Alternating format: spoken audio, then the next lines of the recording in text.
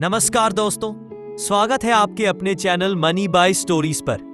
आज की कहानी एक ऐसे बेटे की है जिसने अपनी हिम्मत, अपने प्यार और अपनी सोच से वो कर दिखाया जो शायद किसी के लिए भी नामुमकिन लगता। तो चलिए महसूस करते हैं आज की कहानी, टूटा रिश्ता अधूरी तस्वीर। एक सुबह के लगभग 9 बज रहे थे। शहर का ट्रैफिक धीरे धीरे बढ़ रहा था। एसटीएम आर्यन सिंह अपनी मां कविता देवी के साथ बाजार जा रहे थे। हल्की धूप थी, हवा ठंडी ठंडी। तभी अचानक आर्यन की नजर सड़क के किनारे बैठे एक बूढ़े आदमी पर पड़ी जो फटे कपड़े पहनकर खिलौनों की मरम्मत कर रहा था। आर्यन ठहर गया, उसकी आंखें फैल गईं। वह बोला, माँ सामने देखिए, वो मेरे पापा है ना? कविता चौंक गई, उसका चेहरा डर से सफेद पड़ गया।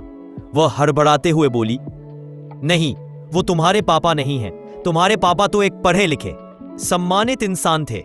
ये तो सड़क पर बैठा खिलौने ठीक करने वाला आदमी है। चलो यहां से। लेकिन आर्यन अड़ा रहा।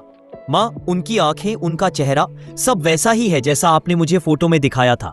इसी बीच वो बूढ़ा आदमी महेश ने, उसकी नजर कविता पर पड़ी और वो एक पल में समझ गया ये कौन है।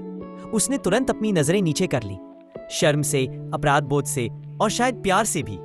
आर्यन सब समझ गया, लेकिन कविता ने उसका हाथ पकड़कर खींच लिया। चलो घर, समझ क्यों नहीं आता? वो तुम्हारे पापा नहीं है। मजबूरी में आर्यन चुप हो गया। आर्यन का मन टूटा हुआ था। घर पहुंचकर उसने पूछा, माँ, आप मेरे पापा के बारे में सच क्यों नहीं बताती? कविता चुप रही, आंखें बंद कर ली। माथे पर शिकने और बढ़ गई। बेटा, कुछ घाव ऐसे होते हैं जिनके बारे में बच्चे को नहीं बताया जाता। लेकिन आर्यन बोला, माँ, मैं बड़ा हो गया हूं। अगर आपके और पापा के बीच कुछ हुआ भी था, वो आपका रिश्ता था, मेरा नहीं। मुझे मेरे पापा चाहिए, मेरा हक है। कविता गुस्से में चिल्लाई, अगर तुम उस आदमी को घर लाओगे तो मैं इस घर में नहीं रहूंगी, और कमरे में बंद हो गई। आर्यन टूट गया, मगर हार नहीं मानी। अगले दिन चोरी छिपे आर्यन बिना बताए बाजार पहुंच गया। उसी जगह वही आदमी, वही टूटे खिलौने। आर्यन उसके सामने खड़ा हुआ। आपका नाम क्या है? वह बोला, महेश। घर कहाँ है? कहीं नहीं, फुटपाथ ही घर है। आर्यन की आंखें भर आईं। आप मुझे पहचानते हैं? महेश ने सिर झुका लिया। नहीं बेटा। पर बेटा शब्द सुनते ही आर्यन के दिल में जैसे कोई सुई चुभी और मरहम भी लगा। वह धीरे से बोला, मैं आर्यन हूं, आपका बेटा। आप जानबूझकर झूठ बोल रहे हैं। महेश की आंखें कांप गईं, पर बोला, नहीं, मेरा कोई बेटा नहीं। आर्यन सच्चाई खोजने निकल पड़ा। उसे पता था कि पापा झूठ बोल रहे हैं। मां भी सच नहीं बताती। इसलिए उसने अपनी मां की पुरानी सहेली शालिनी आंटी का नंबर ढूंढा। शालिनी ने सच बताया। 5 साल की शादी के बाद महेश गलत संगत में पड़ गया था। उसके दोस्त जुए में लगे थे। महेश भी फंस गया। जुए और कर्ज के चक्कर में घर गिरवी रख दिया। कर्जदारों से बचने के लिए कविता से भी झूठ बोलता रहा।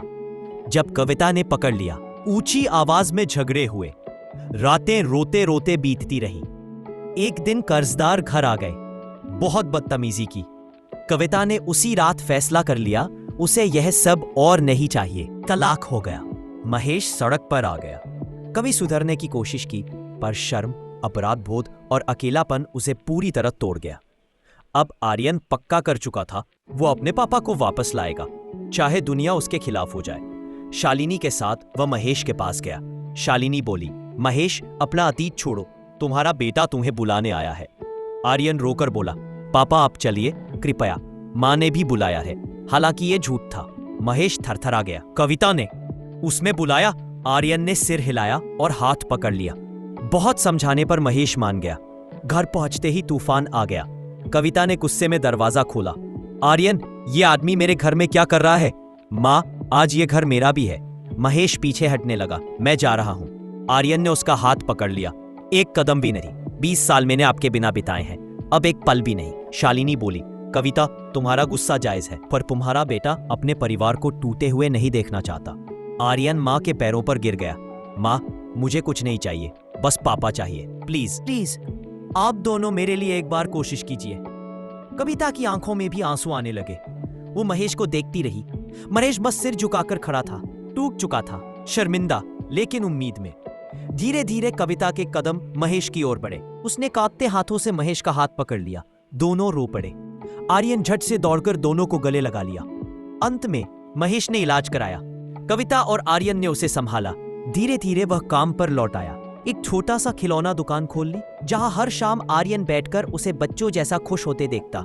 उसकी अधूरी तस्वीर फिर से पूरी हो चुकी थी। सीख, गुस्सा रिश्ता तोड़ सकता है, पर प्यार रिश्तों को वापस जोड़ भी सकता है। और कभी कभी एक बच्चा पूरा घर जोड़ देता है। दोस्तों, अगर आपको ये वीडियो पसंद आया हो तो प्लीज इस वीडियो को लाइक कीजिए और ज्यादा से ज्यादा लोगों तक शेयर कीजिए। और हाँ, हमारे चैनल स्टोरीवर्स को सब्सक्राइब करना बिल्कुल मत भूलिए, क्योंकि यहाँ आपको मिलते हैं रोमांचक और सच्ची घटनाओं पर आधारित वीडियो। दोस्तों, आप लोग कहाँ से और किस देश से ये वीडियो देख रहे हैं?